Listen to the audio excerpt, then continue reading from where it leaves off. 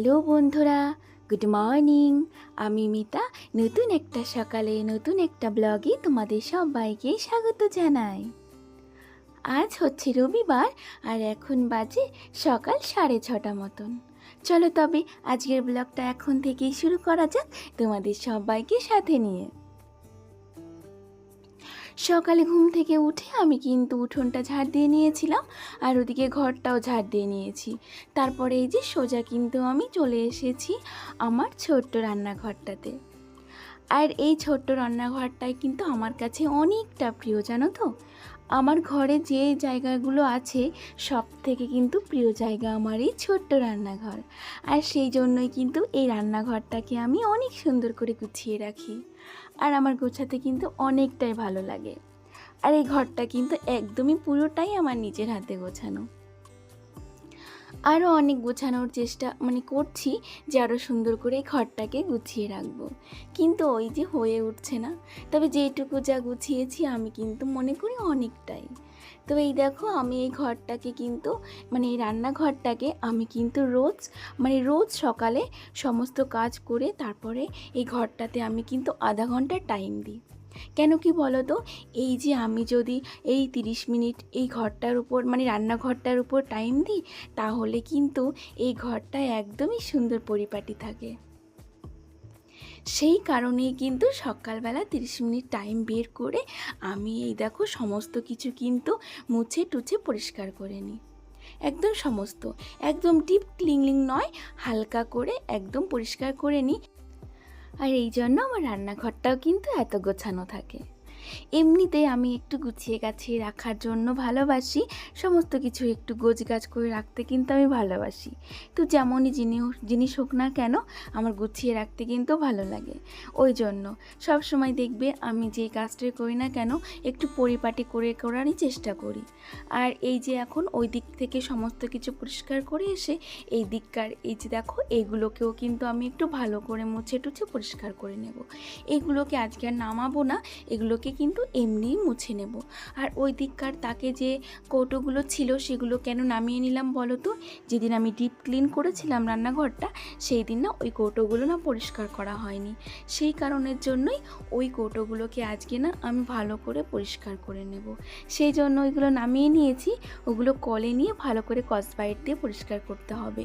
কেন কি বলো তো, ওইগুলোতে না একটু তেল চিটচিটে হয়ে গেছে। ওই যে আগের দিন ডিপ ক্লিনের দিন ওগুলো পরিষ্কার করা হয়নি, সেই জন্যই। ওইগুলো কলে না নিয়ে পরিষ্কার করলে কিন্তু হবে না, জানো তো, এতটাই তেল চিটচিটে পড়ে গেছে। আর যেহেতু ওটা একটু গ্যাসের সাইডেই থাকে তো সেই জন্য একটু বেশি তেল চিটচিটে হয়। আর ওই তাকটা একটু উপরে তো সেই জন্য আগের দিন আমি ওটা নিয়েছিলাম না ধোয়ার জন্য, ভেবেছিলাম অন্য একদিন ধুয়ে নেব। আর আজকে দেখছি বেশি নোংরা জমে যাচ্ছে, সেই জন্য না আজকে ভাবলাম এটাকে আমি একটু পরিষ্কার করে নিই সকাল সকাল। তো এই দিক থেকে আমি এই যে টেবিলটাকেও কিন্তু সুন্দর করে মুছে নিলাম আর তারপরেই চলে এলাম কলপাড়ে। আর এই তো কলপাড়ে এসে এগুলোকে কিন্তু স্কচব্রাইট দিয়ে ভালো করে ঘষে ঘষে পরিষ্কার করে নিচ্ছি। আর দেখো এতটাই তেল চিটচিটে পড়ে গেছে, আমাকে কিন্তু ভালো করে ঘষে ঘষে ধুতে হচ্ছে। আর এগুলো ভিতরে কিন্তু আমাকে ধুতে হবে না, কেন কি ভিতরে কিন্তু একদমই পরিষ্কার আছে, ওপরটাই শুধু একটু তেল চিটচিট করছে। সেই কারণে ওপরটাই ভালো করে ঘষে নিচ্ছি, ভেতরটাকে আর ধুতে হবে না। দুদিন ধরে কিন্তু আকাশটা বেশ মেঘলা হয়ে রয়েছে। সকালবেলা ঘুম থেকে উঠেই দেখছি আকাশটা মেঘলা থাকছে আর বৃষ্টিও হচ্ছে মাঝে মাঝে, জানো তো। আর ওয়েদারটা যখন বৃষ্টি হচ্ছে তখন কিন্তু বেশ ঠান্ডা হয়ে যাচ্ছে আর এত ভালো লাগছে কি বলবো তোমাদেরকে। কিন্তু আবার যেই বৃষ্টি শেষ হয়ে যাচ্ছে তখনই আবার সেই পচা গরম পড়ছে আর অসহ্য গরমে থাকাই যাচ্ছে না। আজকেই দেখো মেঘলা রয়েছে কিন্তু আকাশে, কিন্তু এত পরিমাণ গরম পড়েছিল কি বলবো তোমাদের। আর সকালবেলাটা ঘুম থেকে দেখলাম আকাশ এতই মেঘ করে রয়েছে আকাশে যে আজকে মনে হয় রোদ আর উঠবে না, বৃষ্টি নেমেই থাকবে সারাদিন। কিন্তু না গো, তারপরে কিন্তু রোদ উঠেছিল, জানো তো। তো যাই হোক, ওদিক থেকে আমি কিন্তু সমস্ত কিছু ধুয়ে না একটু বাইরে রেখে এসেছি, একটু শুকোতে দিয়ে এসেছি। রোদ নেই তবুও রেখে আসলাম, হাওয়া বাতাসে হয়তো শুকিয়ে যাবে। তারপরে দিক থেকে আবার স্নানও করে নিয়েছিলাম। স্নান করে পুজো দিচ্ছিলাম, এমন টাইমে কিন্তু আমার মাম্মাম সোনা উঠে গেছিলো। তারপরে এক প্রকার মাম্মামকে কোলে নিয়েই পুজোটা সেরেছি। আর এই যে এখন চলে এসেছি ঘরে। মাম্মাম সোনা যেহেতু উঠে গেছে সেহেতু আমি আগে বিছনাটা তুলে নিলাম, তুলে তারপরে মাম্মামকে ফ্রেশ করিয়ে দিয়ে এখন চলে এসেছি একটু মুড়ি খাওয়ার জন্য। আজকে চা আর তোমার ছাতুর শরবত কোনোটাই করার টাইম নেই, যেহেতু মাম্মাম উঠে গেছে না সেই জন্য। তো সেই জন্য না এই যে মুড়িটা একটু মাখিয়ে নিলাম আর মাম্মামকে একটু দিয়ে দিয়েছি, আর মাম্মামকে দিয়ে আমিও একটু খেয়ে নেব মুড়ি। তো এই দেখো দুজনে এখানে বসে বসে খেয়ে নেব, তারপরে কিন্তু সকালে একটু ভাতও বসাবো। যেহেতু খিদে পেয়ে যায় সকালবেলা, সেহেতু না আমি একটা কিছু না খেলে না কাজ করতে পারি না জানো তো। সকাল সকালে প্রচণ্ড পরিমাণে আমার খিদে পেয়ে যায়। ওই যে সকালে একটু কাজ করার পরিমাণটা বেশি হয়ে যায় না, দৌড়াদৌড়ি করে কাজ করতে হয়, মাম্মাম উঠে যাবে সেই ভয়ে, ওই জন্য। আর এখন এই যে সকালের জন্য একটু আলু ভাজা করে নিচ্ছি, আর ওই দিক কিন্তু ভাতটাও বসিয়ে দিয়েছি। আর এর মধ্যে হাজব্যান্ড চলে এসেছিল, ও এই যে মাছ নিয়ে এসেছে।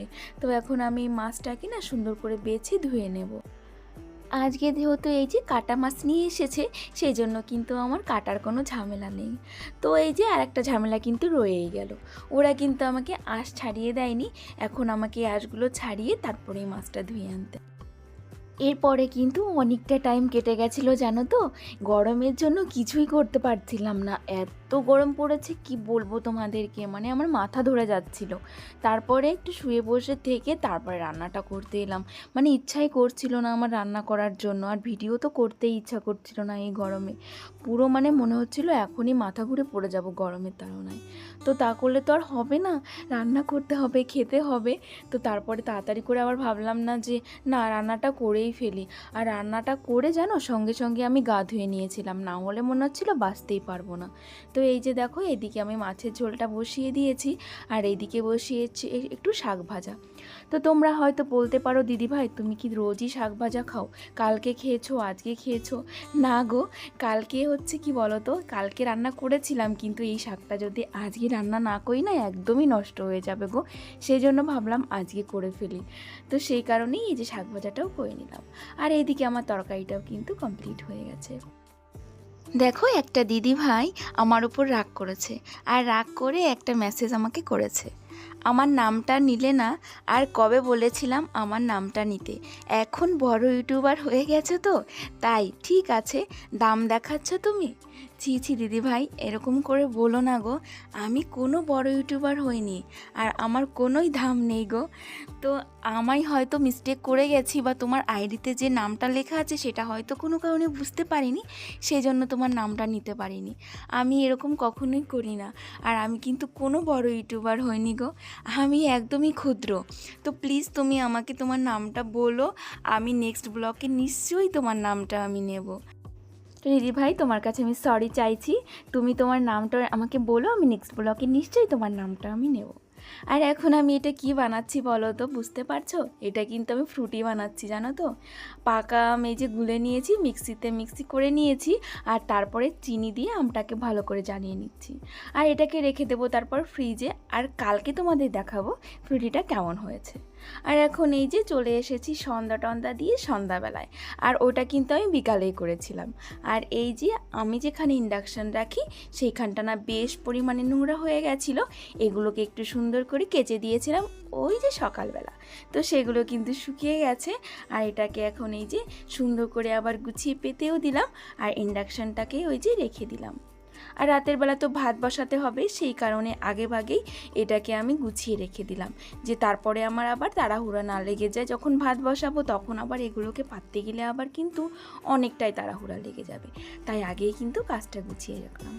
এরপরে কিন্তু অনেকটা টাইম কেটে গেছে, মামামকে খাইয়েছি, নিজে একটু এডিটিংয়ের কাজ করেছি, তারপরে চলে এসেছি সোজা রাতের বেলা এই যে ভাত বসানোর জন্য। এখন রাত্রে ভাত বসিয়ে দেবো, শুধু ভাতই করব, আর দুপুরে কিন্তু সমস্ত তরকারি রয়ে গেছে, ওটা দিয়েই রাতে আমাদের হয়ে যাবে। চলো তবে আজকের ব্লগটা এখানেই শেষ করব, তোমরা সবাই ভালো থেকো, টাটা।